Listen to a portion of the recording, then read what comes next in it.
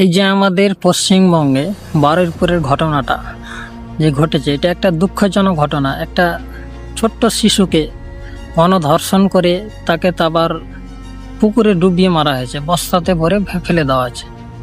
কিন্তু এখানে আমি ন্যাশনাল মিডিয়াতে এই খবরগুলো একটাও আমি দেখতে পেলাম না। এক একটাতে দেখা আমি তো দেখতে পাইনি, সে এটা ওরা রিপোর্টিং করেছে কি করেনি আমি জানি না।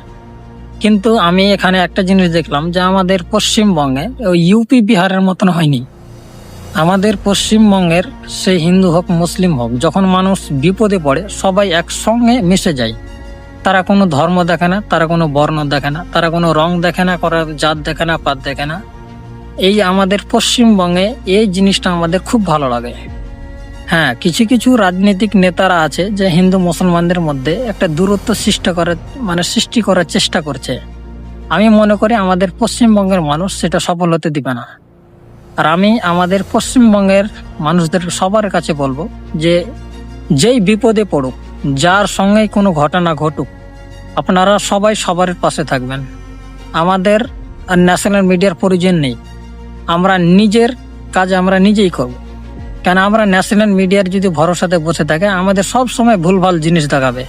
কিন্তু এই সোশ্যাল মিডিয়াতেই আমাদের যে বড় বড় কন্টেন্ট ক্রিয়েটাররা আছে সুন্দরভাবে জিনিসগুলোকে উপস্থাপন করবে, যাতে মানুষের কাছে ভুল ইনফরমেশন না যায়। ধন্যবাদ আপনাদের সবারই জন্য।